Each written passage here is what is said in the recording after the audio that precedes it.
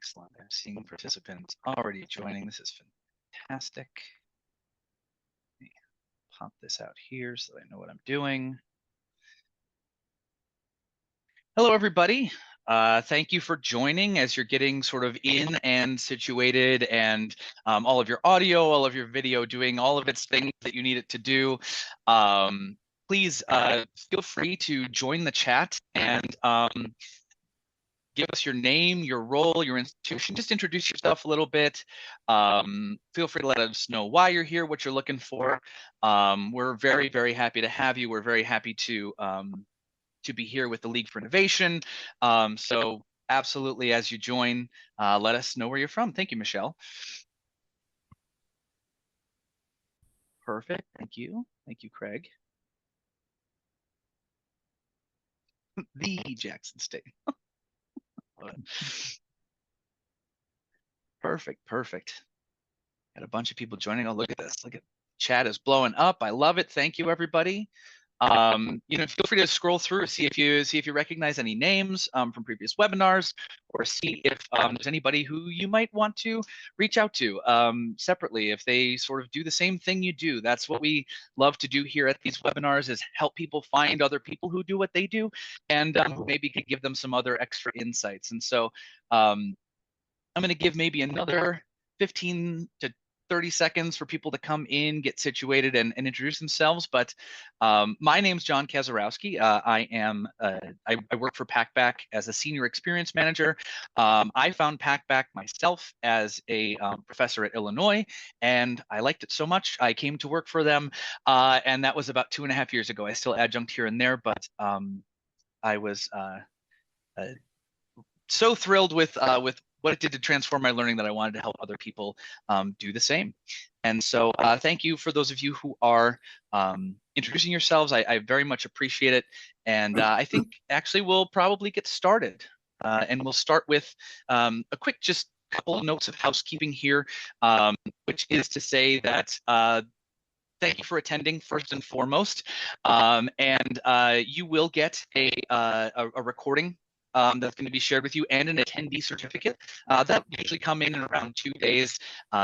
Please do feel free to ask questions. Please do feel free to share.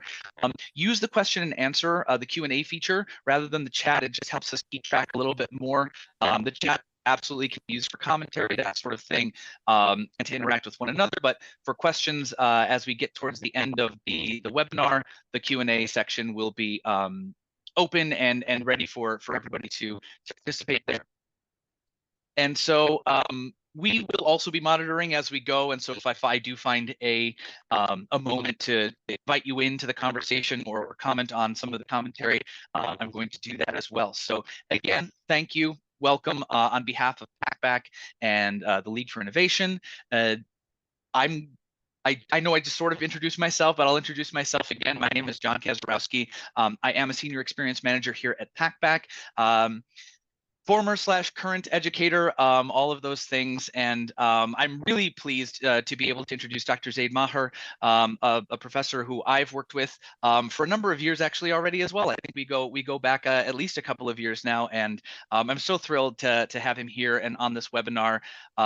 We have had the opportunity to chat personally an awful lot about all of this, and I'm excited to have him bring his perspective, his unique approach to all of this. So I'm actually going to turn it over to Zaid really quickly to just, well, actually, no, you know what? Sorry. I do want to cover the agenda first, and then I'll throw it over to Zaid and to Rufus to introduce themselves, and we'll go from there. So today what we're hoping to do is really just, again, let you get to know Zaid a little bit better.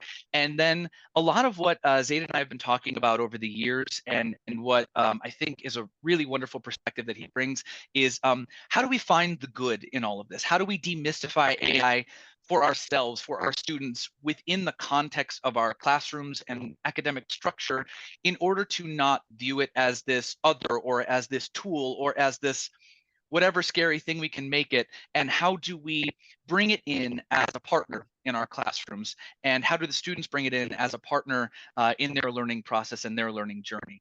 And then like I said, we will have some time for an audience Q&A. So I'll turn it over to Rufus first. I'll allow him to introduce himself. But Rufus, thank you for joining us today, and we appreciate you. Thank you very much, John. And it's a pleasure to be with you. I'm Rufus Glasper. I'm the president and CEO for the League for Innovation in the Community College. And as we continue this dialogue around education and generative AI, it's been going on for probably a little over a year and a half now. We're excited to see the audiences continue to join us. What I'd like to emphasize is that the League, in the partnership with PACBAC, is focused on making sure that we can reach out and engage our colleges at all levels, beginning with the faculty around AI. But as we move through this particular journey, we need your insight. We need your engagement. We need your voices, because those who are in CEO roles and governance roles are looking to understand what's going on in our organization and whether or not they should come down from the cliff of being fearful initially to engaging and understanding that everyone in the organization has an opportunity to embrace AI at some level. We invite you, as John has stated, to engage today, engage in chat, engage when we have possibly a question and answer, and continue to share your thoughts. So from the League for Innovation, we again welcome you, and we look forward to this conversation. John, back to you. Thank you so much, Rufus. I really appreciate that, and we always love partnering with you on these. And now I promised, and now I will deliver. I will turn it over to Zaid and allow him to introduce himself. Take it away, Zaid. Thanks, John. I'm Zaid Mahir, and I am an assistant professor at the English department, University of Central Missouri, where I teach a variety of courses, topics, subjects, some of which benefit to a great extent from the great technological advances that we have been seeing over the past several years, such as composition classes, literature classes, general education classes. And as John has already said, our relationship is not new, is not recent. What really drew my attention to PACBAC in particular as a learning management system is that it's keen on using artificial intelligence in productive ways and in continuing to work with educators, instructors, professors to serve the best interests of students. So it is not like any other learning management system that is there to simply help you do your thing, but it's there also to engage with you, to interact with you as an instructor, as an educator. So I'm really happy to be here discussing what seems to matter and also concern many fellow educators. Excellent. Thank you for that. I very much appreciate it. I'm really excited to get talking to you. I do want to start with a quick poll here, though. So I'm going to have Peter open up the poll for everybody. But just kind of getting a general feel, even for your own reflection, what concerns you the most about integrating AI in your classroom and education in general? There is a single choice here, so you do have to prioritize what you're thinking here. But I have a hunch about certain things, and at least certain things that I've had a lot of experience with chatting with my fellow professors, and it does seem like I'm having a little bit of crunchiness with my mic, so I'm going to try to, best I can, change to a different mic here, and we'll see. Hopefully it doesn't make it too terribly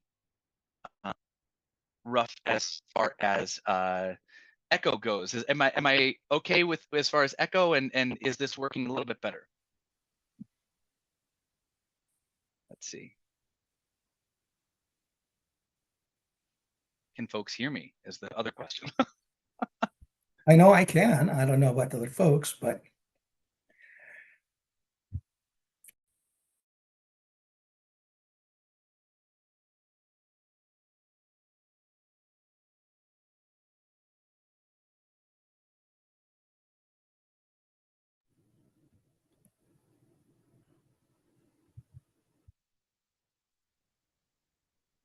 How are we doing? Is this better? It is good. Okay, perfect.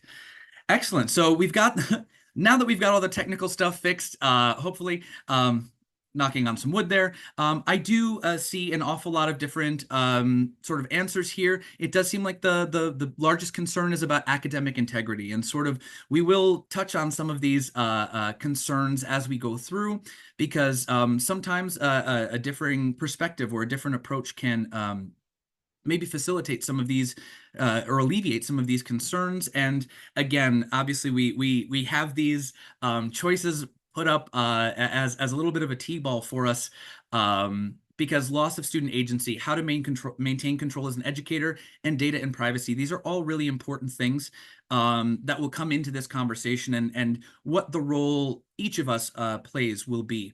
When it comes to most important next step you plan to take, I love that providing students with resources to improve their AI usage and integration into their education, engaging with fellow educators, setting clearer boundaries. All of these things are really important to think about when we talk about the role of AI. And so I think let's start out with what sort of things should we be focused on when we are looking to demystify this?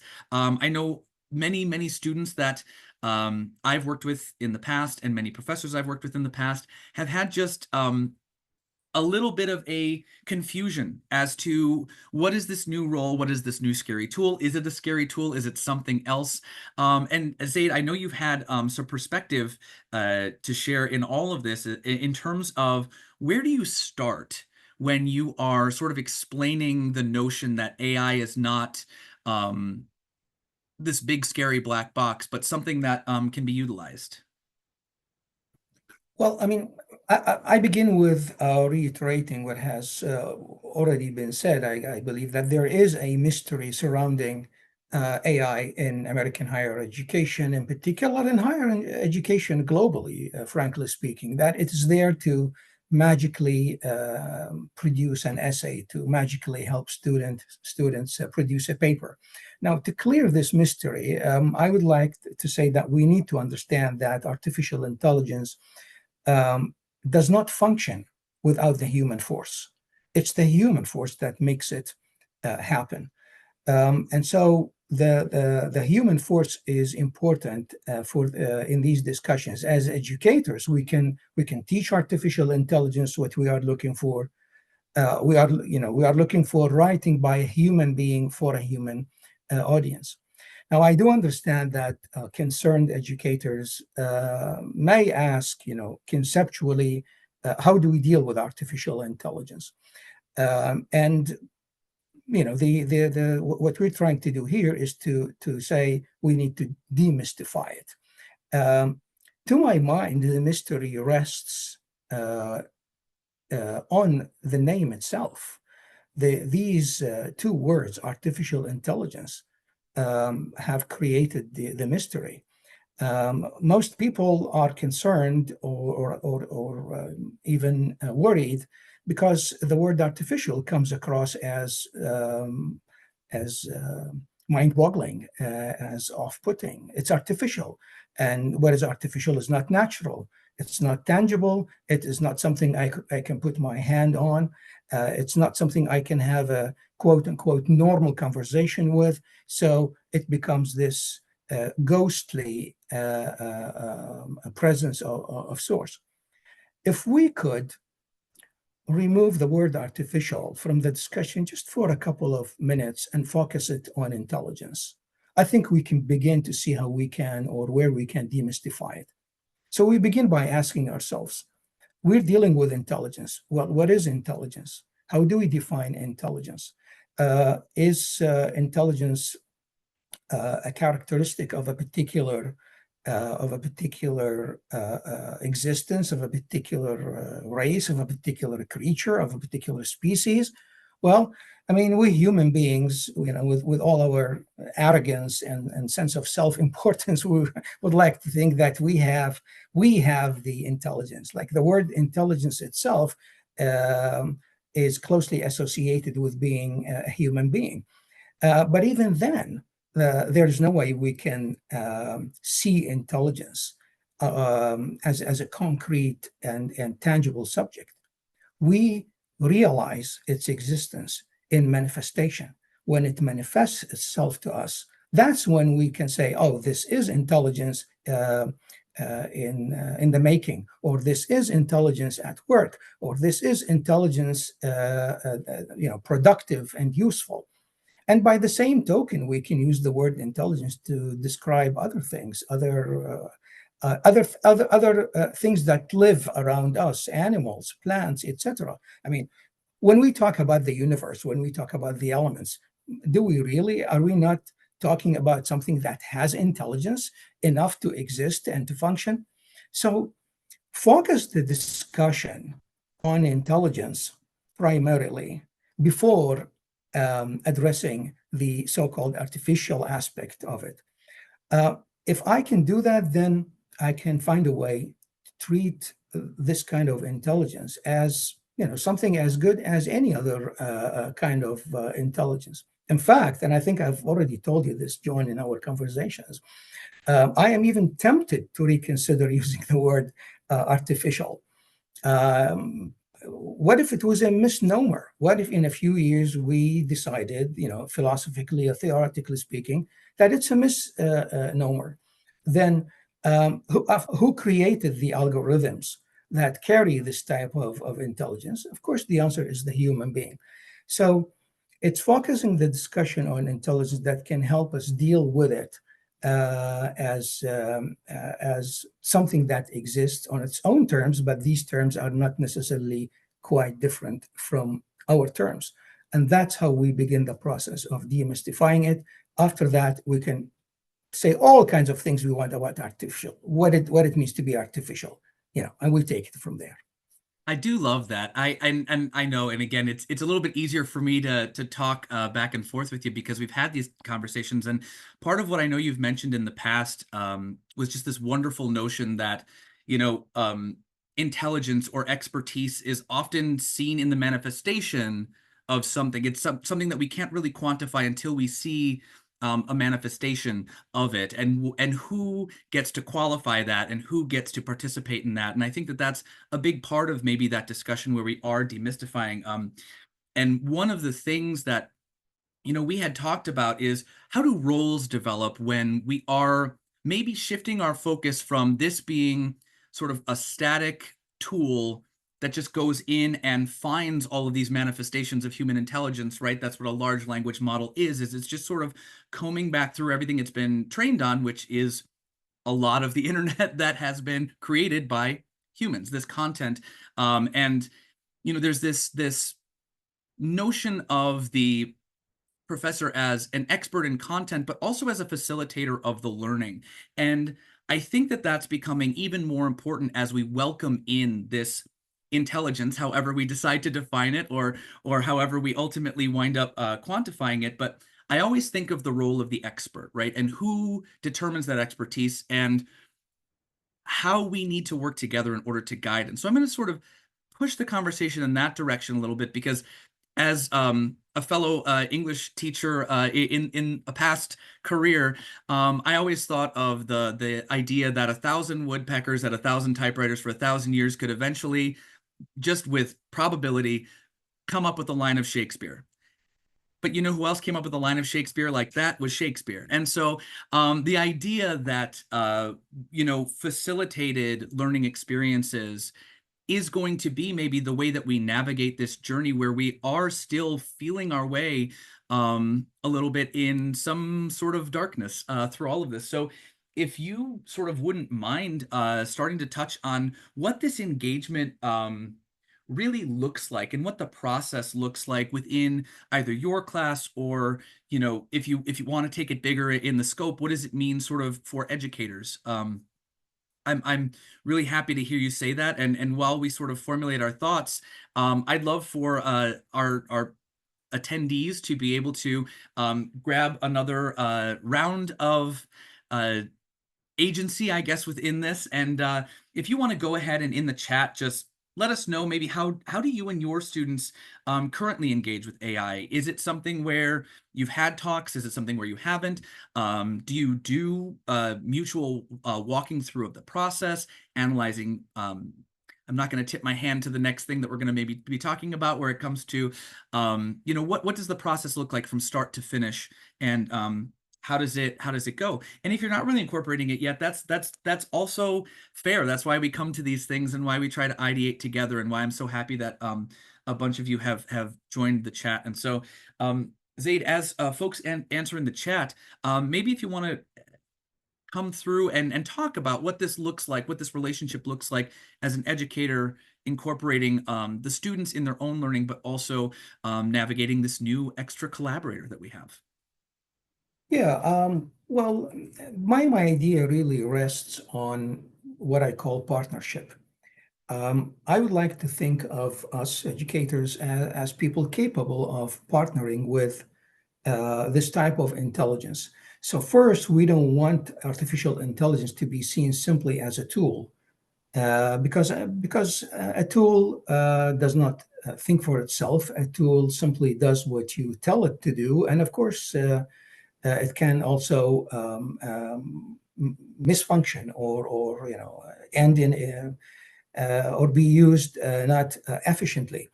I don't want to think of our AI as a tool. I also don't want to think of AI as something that dictates to me what to do or how to do it. You mentioned the word expert and expertise. Who is the expert in the room? Frankly speaking, it's the educator. It's the one that uses artificial intelligence. Historically, before the use of artificial intelligence, the educator in the classroom, in person, in front of their students, are the experts. They are the ones that handle the entire process from start to finish. They engage their students. They give them assignments. They go around and see how they do what they are supposed to do. They give them instant feedback. They take some of their work back home with them and grade them. When they see something that concerns them, they turn to the student. They have a conversation with them. They tutor them. Frankly speaking, even with this kind of overwhelming presence of advanced technology, as artificial intelligence, this role, this expertise really has not diminished and should not be seen as suffering.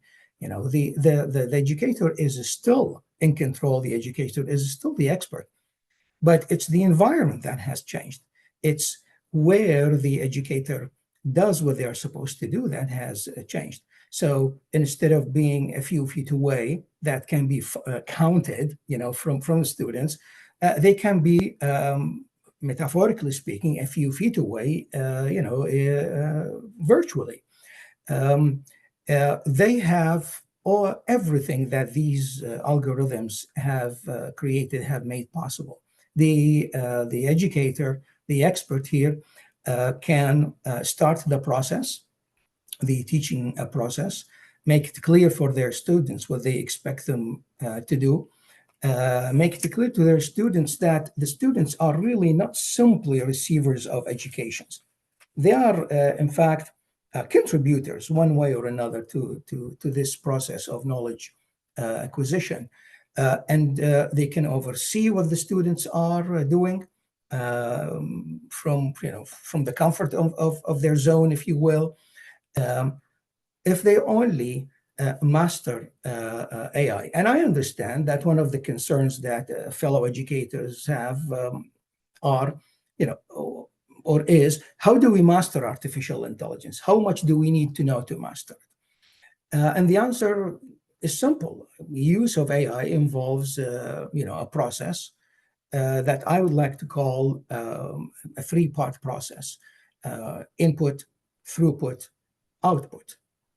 If we master this process of input, throughput, output, then we stay in control.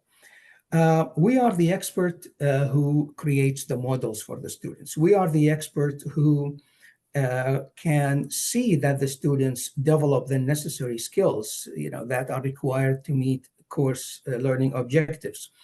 My work, with Packback over the past 2.5 years have given me opportunities to see how several of these functions can be used to help. We can, for example, refine the way students use artificial intelligence, the same way we used to refine them in the old age of pencil and paper, by looking at what they are doing, by providing advice, by saying, here are the resources that we want you to use. So we can refine the resources that our students use online, as we did back in the day when we looked at a bunch of articles, a bunch of books the students brought to class, and we'd say, look at this. This is good for you. This is useful. This is not. Um, and once we do that, once we refine the use of resources that are available to them through the AI platforms, we can easily see that we are not only the experts, we are the negotiators here. We manage and we control the line of possibilities for our students. I do love that. And this was the hand that I wasn't going to tip, was the input, throughput, output process, because it really does I think beg the question of what is ultimately our design for integrating AI. We've got some really, really wonderful experiences and usages that appeared in the chat that I want to sort of touch on a little bit, because there is this notion that, oh, I'm using it to help at the beginning of the process. I'm using it to help clarify, as the students are writing, I'm having it help the students find what they need to find in order to put together a cohesive project or process of the paper. I'm using it to help students evaluate at the end.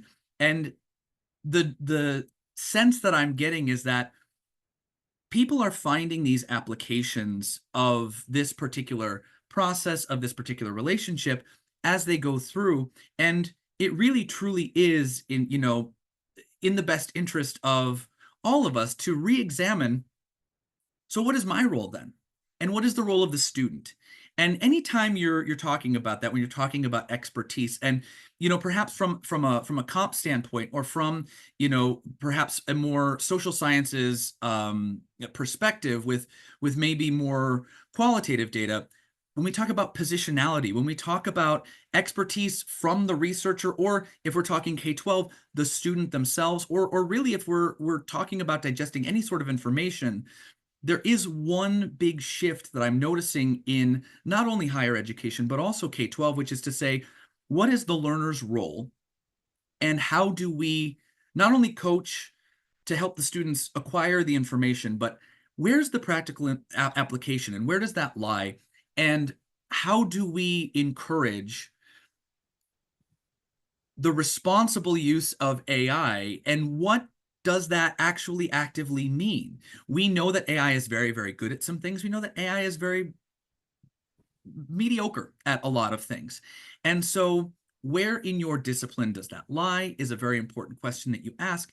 But I think also, and Zaid, if you wouldn't mind talking about, practically speaking, what does that structure look like in your class specifically, where if you could give an example of how you invite this process in, how you take and sort of negotiate these parameters and these boundaries with your students. I'd love for other people to know what I know. Well,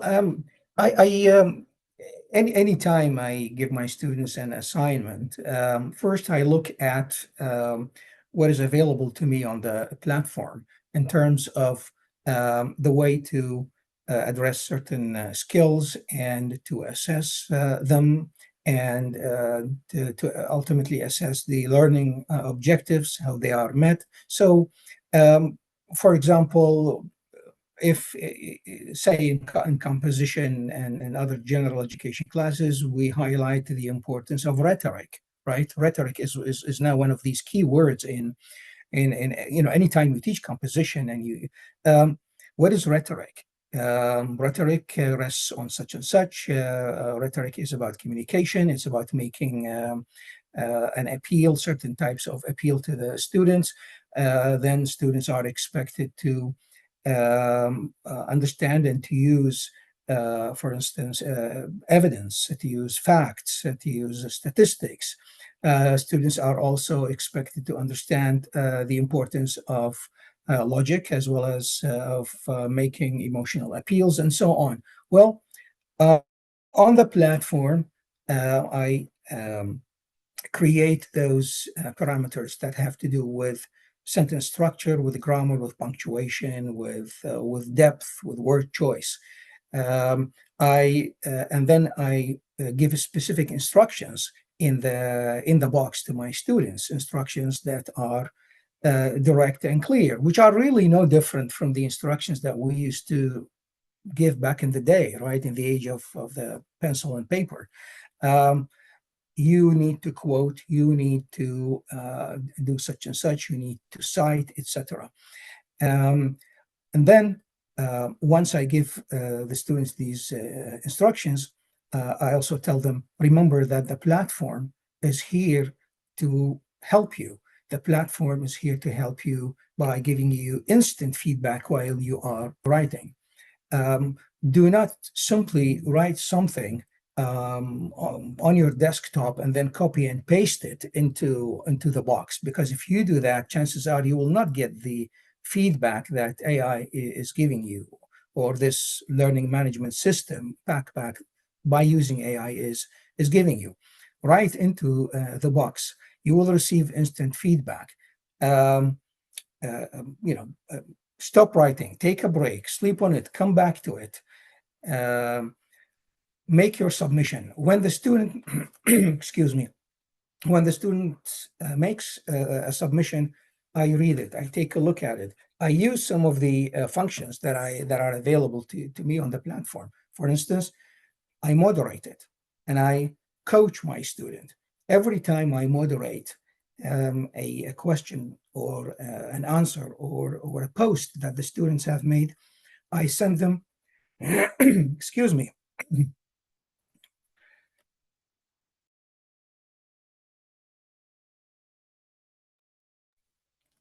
sorry for that, but it's that time of year. Yeah, there you go. And it comes with the territory you teach. So, every time I moderate a response or a submission, I send my students a message. It's a coaching message. This is what the student needs to do. You have until such and such time to make a second post, and then I look at it. This way, I am first using these functions that are available to me through the platform, and second, working one-on-one with my student on improving skills, which are at the heart of the learning process.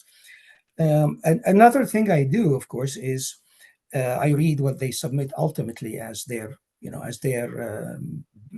best or most refined draft of an essay, of a paper or a report, and I give them feedback. And the feedback can be given in more than one way within the box itself, aside.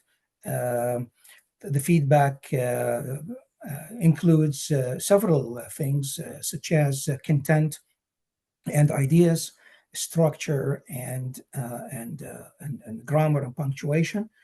And when I do that, I literally use the functions that are available to me in the platform. That's awesome. And what I've noticed in the chat, and what I always notice when I talk to you, Zaid, the parameters are very specific, right? And so I think part of how we facilitate all of this is when we're talking about this notion of throughput, right? When we're talking throughput, really, we can also name as process, right? I think a lot, and I know that using the calculator analogy gets dangerously close to tool again, right? But I always think about it this way, where if you don't understand what the calculator is doing, and you don't feed it the right inputs, and you don't understand the output, the calculator becomes a useless tool, like you mentioned, right? And so when you set these parameters and when you give guidance through this process, I think it's really, really interesting because, yes, we're talking about, literature and we're talking about composition in this case, but I think it even extends to, when you look at processes that are necessarily in place for whatever your content area, your specific background is, you become the content expert, but you also become the facilitator of these processes. The scientific method is a recursive process, as we know. The compositional process is a recursive process. And so I do want to touch back on the step-by-step in that throughput. Where is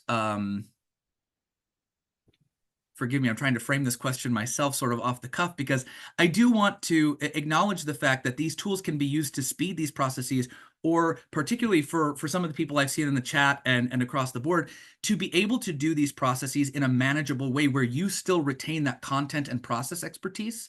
And so, what do these touch points look like? What does this coaching look like when you are sort of trying to redirect them towards using these tools to facilitate these processes? What does that interaction look like? Is it mostly reminding them of expectations, or is it more of a nuanced sort of individualized process? Because I do think there's something to this whole, we can save time on some of these processes if we teach the processes and the roles of every person or entity in the process. And so if you could just give a couple little examples of what that guidance would look like specifically, for a student who's in the process of that throughput. Yeah, I mean, it's inclusive, frankly speaking. It's not restricted or limited to simply saying, go back to the syllabus, read the instructions, do such and such. No, it also includes involving the student in the process by asking the student to take a look at their writing, to take a look at it from a perspective other than the perspective they used, and then to say, go back to the learning management system. In this case, it's Backpack, and look at the list of tools that are available to you. How many of them have you used? And did you use one or two of them? Well, maybe you want to consider using a few more tools, because these tools are there for a reason, and they are intended to be enabling. We have a writing lab. It is called a writing lab for a reason. Go there, position yourself in the writing lab. And one of the, and I'm glad you brought up the idea of positionality a few minutes ago.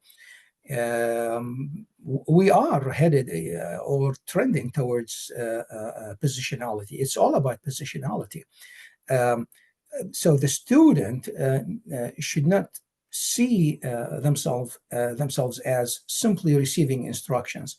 So I say, go back to my instructions, but also go back to the list of tools that are available to you. Go try and rewrite this in the writing lab. Remember, the writing lab has this virtual interactive tutor.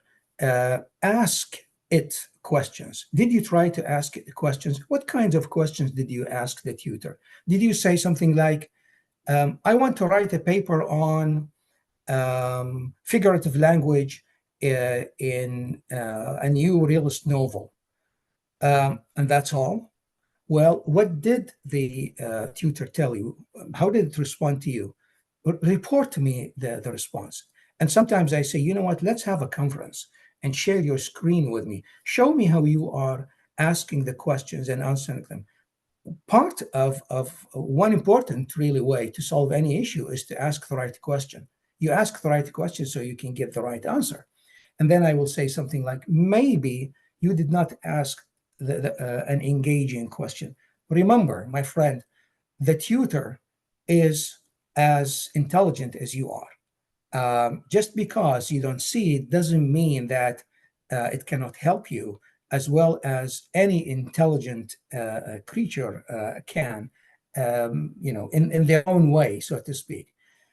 What type of a question? You asked a question that begins with the word what, and the answer was, 1, 2, 3. How about asking a how question? And then I explained to my student that the types of questions we ask send messages to artificial intelligence, specific messages, what to look for and how to help you. And so if you ask a how question, which is really an epistemological question, it's all about knowledge acquisition. You are giving artificial intelligence as a partner, and I use the word partner with my students, by the way. I mean, this is not just a word I use with my fellow educators in our discussions of artificial intelligence, but also with my students. I say, as a partner, it doesn't simply want you to feed it. If you just feed it, you don't get much. Interact with it. Give it an opportunity to have a conversation with you. Ask a how question. Ask a why question. Rephrase your question, and you will see the results. And then the students begin to see different responses from the ones they had initially from artificial intelligence.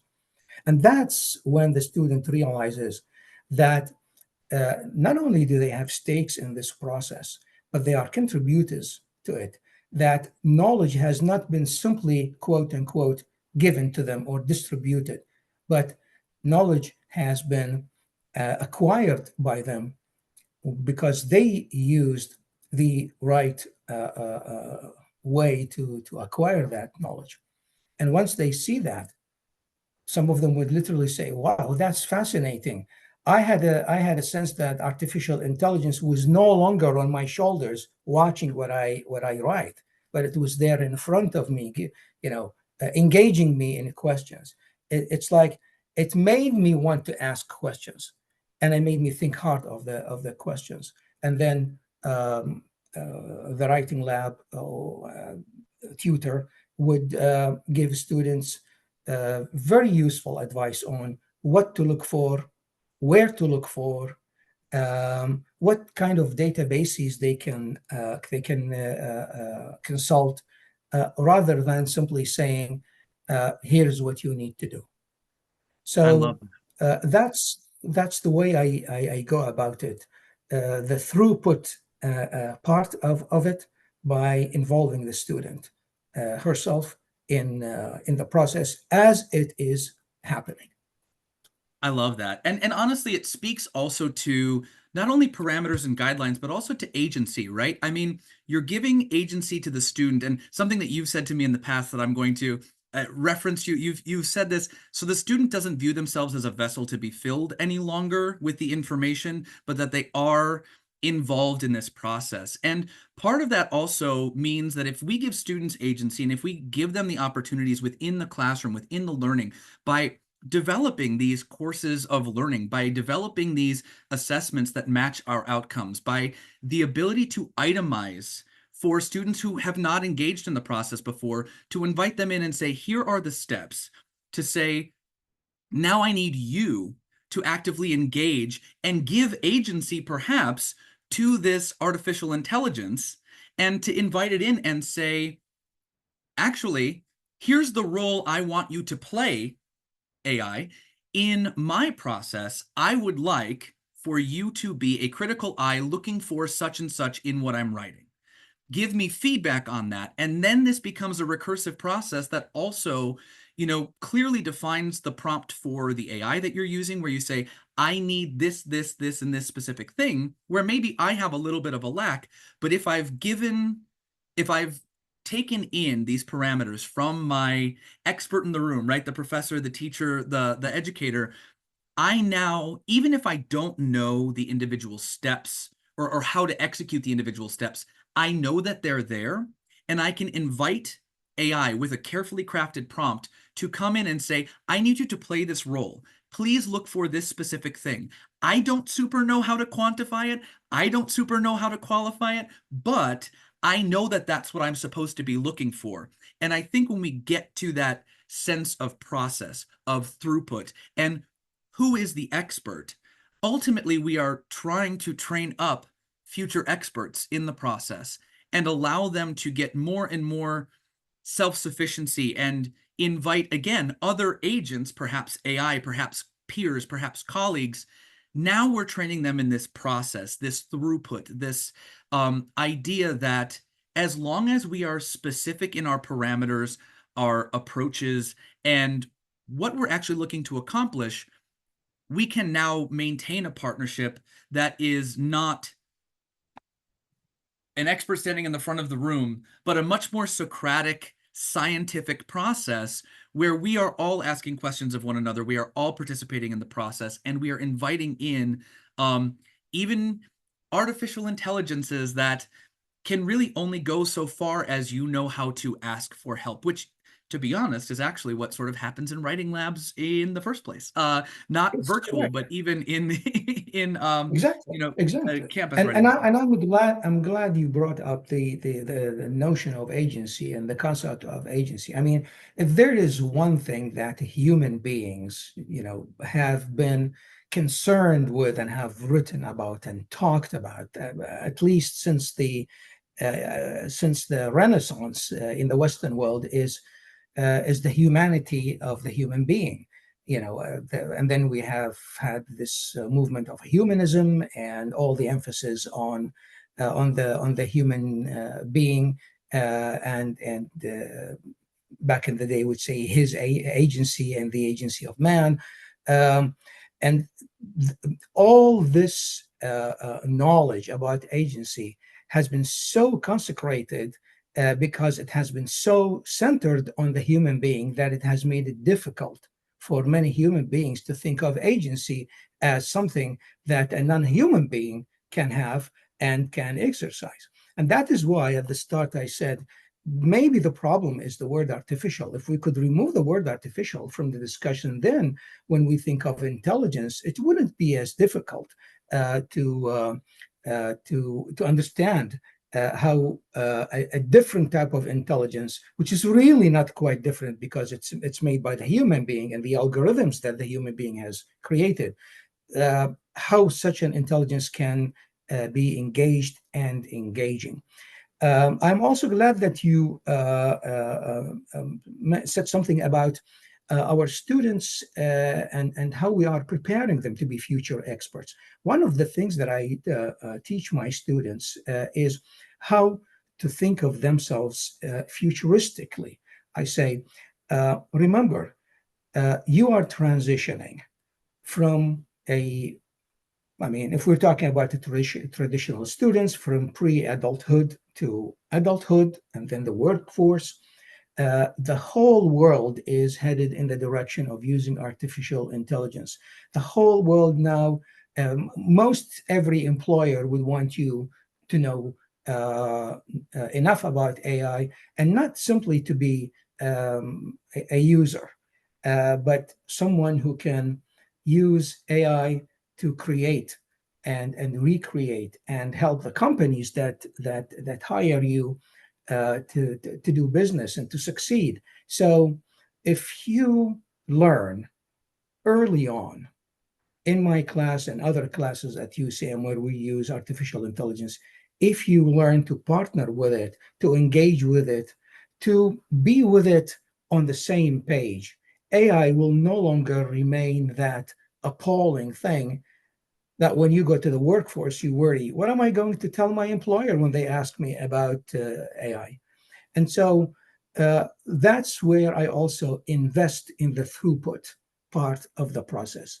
That's where I say, go back to AI, go back to the writing lab, reposition yourself, do it just for the heck of it, enjoy it, see how this partner will react differently to you when you ask different questions. And remember, I tell students, it's about partnership.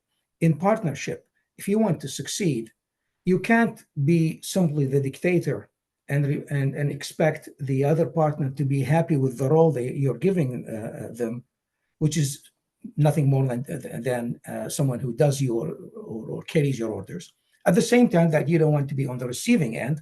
So create a middle ground where you can meet that partner. And trust me, as weird as it sounds, you will see with your own eyes how AI is going to be happy playing more than one role at the same time. It will give you not and respond to you and engage you, and you can see how happy it is being engaged. And of course, I mean, it takes students a long time to understand, how to make AI happy, how to see that happen. But the surveys that I have given my students, and I usually do that every semester, tell me that there is a growing interest among students to engage with AI as a future partner at the workforce. Thank you so much. Yeah, I mean, I think that that's a beautiful place to maybe open up our Q&A at the end here, just because I think, particularly as we put together this entire webinar where we were saying, if the point is to demystify, right? Well, how do we name what that looks like? And where are our next steps as educators and as partners in this learning process for our students? And I heard a very fun thing as you're answering this poll, what's the most important next step?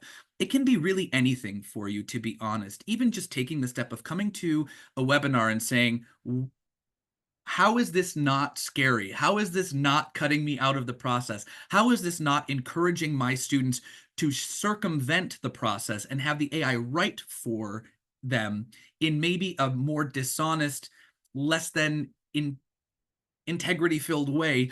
How do we now reframe our thinking and say, actually, this helps us participate in the process?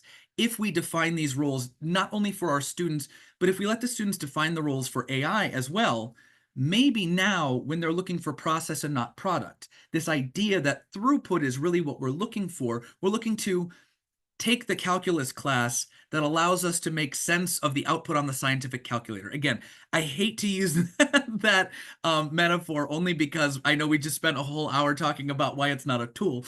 But the idea is that the more and more you invite agency and recursive processes and thinking into what you do in the classroom, I think this doesn't have to be a scary sort of black box of, I don't know what happens between here and here, and what I should do about it. Maybe it becomes a much more focused sort of part of your classroom experience. And so I see, provide students with resources to improve their AI literacy. That's huge. And to be honest, even welcoming your students as learning it with you is a very, very useful tool. I have a lot of professors who were like, I don't know, I didn't know what to do, so I just said, we'll learn this together. And that's a beautiful thing, I think, to show your students that you are constantly learning as well. This is a process for you too.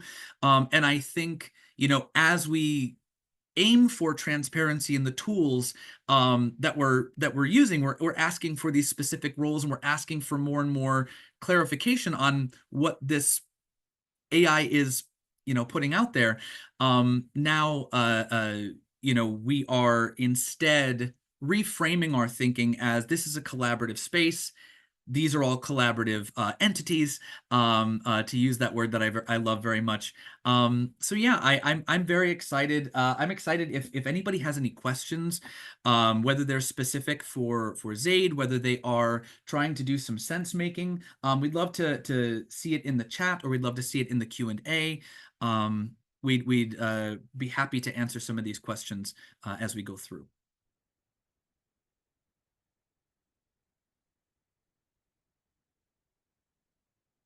Giving that educator wait time. I love it. Oh, yes. So I believe the recording includes the transcript. Peter, if you wouldn't mind, I don't exactly know the answer to that, but I'm almost positive that we do provide a transcript along with the recording. So yeah. Yes, perfect. Okay. Any other questions specific to, again, to Zaid, if you have questions for any of us on this side of things.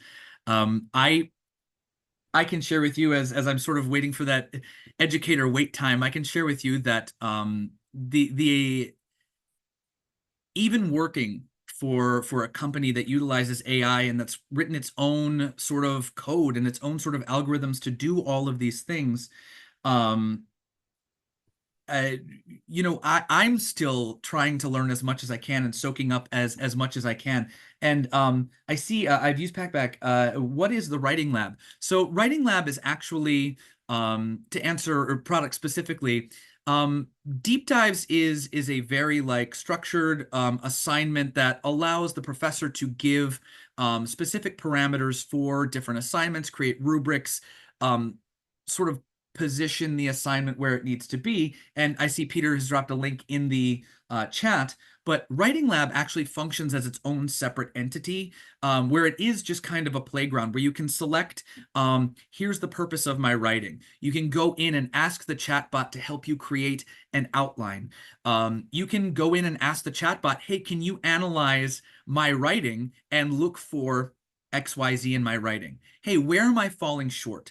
One of the things that I've used it in my own writing for is to say, okay, I am writing this blog post, or I am writing this thought piece, or I am, writing, I actually used it for an article that just came out on using AI last month. But I was saying, okay, look, I have this expertise, but I am writing for a non-expert audience. Where might I have too big of a gap between thoughts where my own knowledge is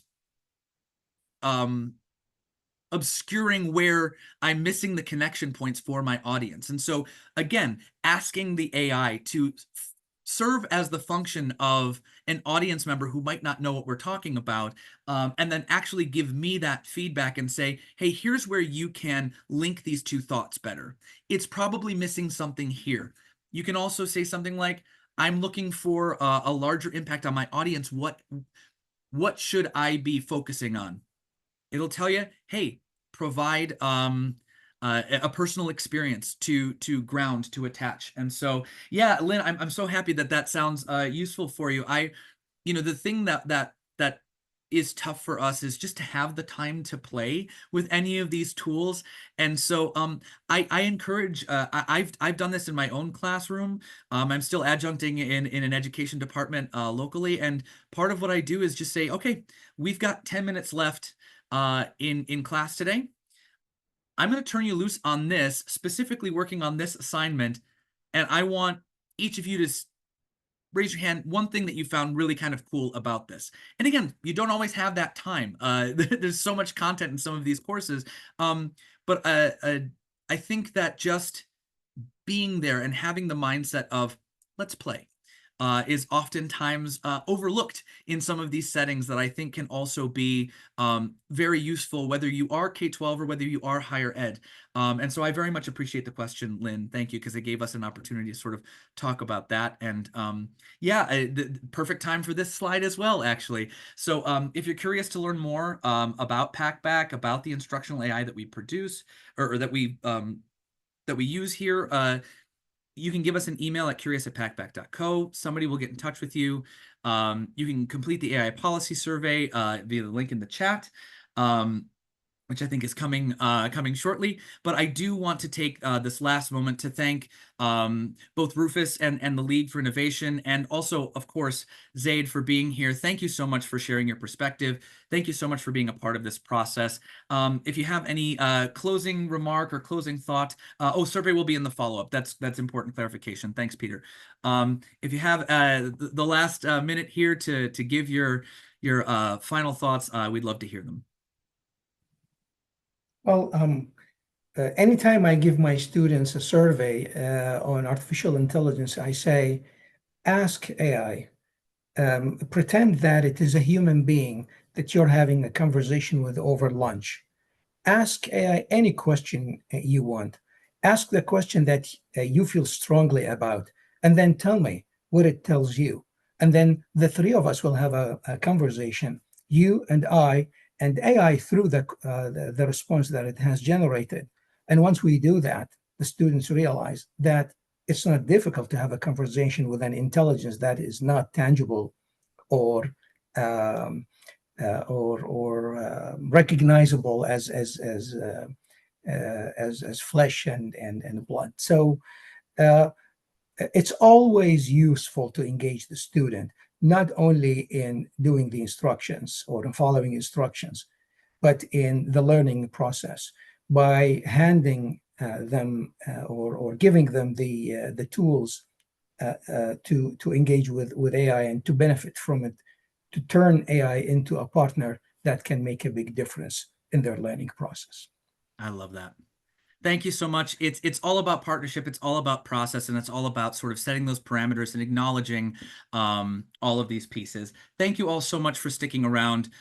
We really, really appreciate your time today, and there will be a follow-up that will have the recording, the transcript, and that survey. So we'd love to hear your feedback, and thank you all so much for being here. Have a wonderful, wonderful rest of your day, and be safe tonight. If you are taking children around or anything for trick-or-treating, please be safe. Thank you.